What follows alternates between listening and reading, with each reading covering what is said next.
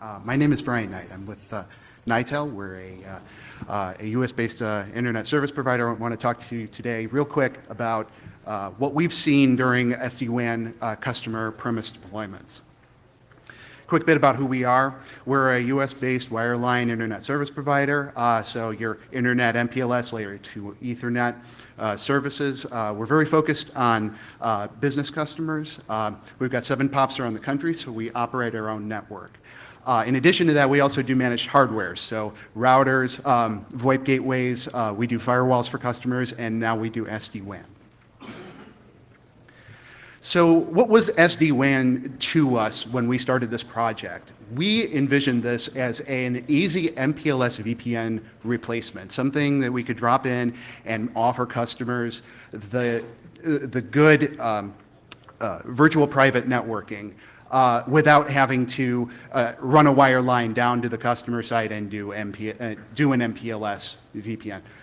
We wanted the ability to utilize multiple links. So we wanted to be able to steer and load balance customer traffic across those multiple links. We wanted to provide security services. So we already had experience with the firewall, with dropping firewalls at customer prems. So we wanted to continue offering that and expanding that offering. We also wanted to offer customers the ability to have a multi-tenant portal so that they could log in, they could see their traffic, they could see their configuration, they could do, they could interact with their installation. And we wanted to do all of this on inexpensive hardware. So instead of deploying routers that were made by the bigger players, we just deploy an x86 box and be done. So as we dug into as we gained experience with the platform, we also found, and we talked with customers, we found that they also wanted to do internet load balancing without the hassle of getting the /24 and the ASN number and do BGP with the multiple carriers. They wanted to connect their firewall into a box that would load balance across 2 circuits and not have to go through this additional hassle. And we found also that the ability to load balance traffic flows across the 2 different circuits became less important to the customer. We went with 2 vendor solutions, whom I'll name Vendor Q and Vendor Z. Vendor Q, it's a newer company and a newer SD-WAN offering. These guys wrote their own software stack, put it on the market, and geared it mainly towards service providers such as us.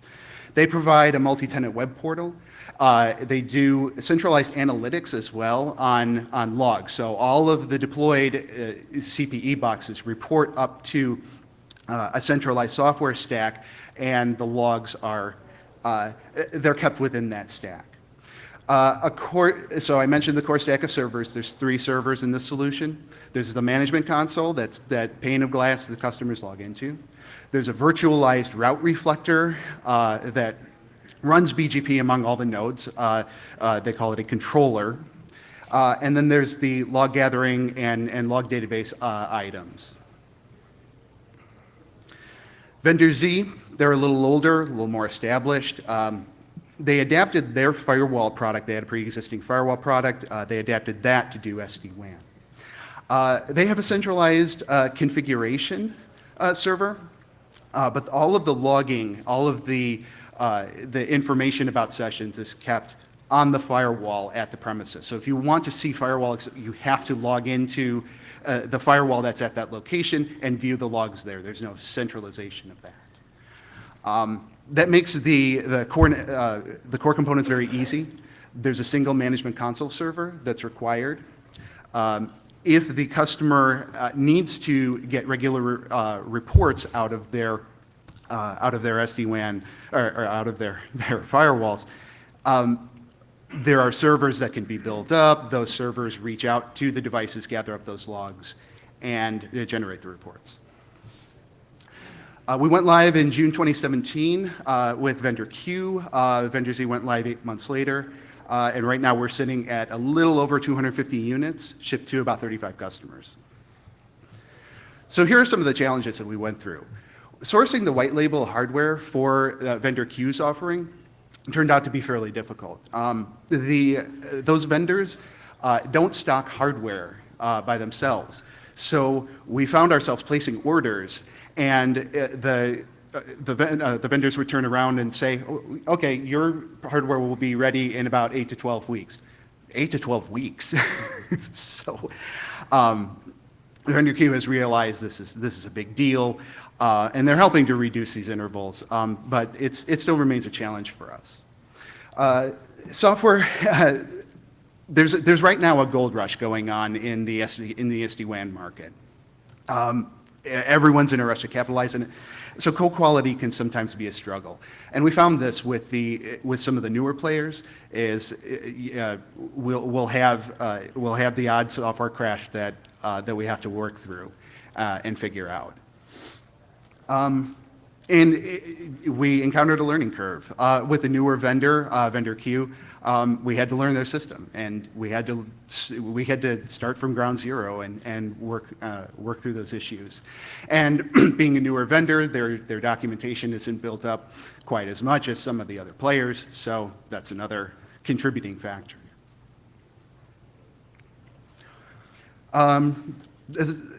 One of the big challenges we've encountered is customer readiness. So we come in with an offering that has a lot of functionality in it. So integrating our stuff with the customer LAN networks requires a deep conversation between ourselves and the customer. With routing, it's relatively easy. I've got a bunch of prefixes. I need to route traffic between them. Okay, great. Maybe you've got a router on your LAN. We integrate with that. Okay, done. Layer 4 firewall, throw that in the mix. Becomes a little bit harder. You have to understand what the customer's security policy is, and then you have to replicate that onto the device that you install. With a next-gen firewall, it gets even harder. You have to know the things you need to know for a layer 4 firewall, plus you also must know about the customer's IDS, IPS settings, antivirus, and URL filtering, any other components. So you have more information to put into the system. And then finally with SD-WAN, you must know all of the above, plus you have to understand how the customer wants to route their traffic across these multiple links.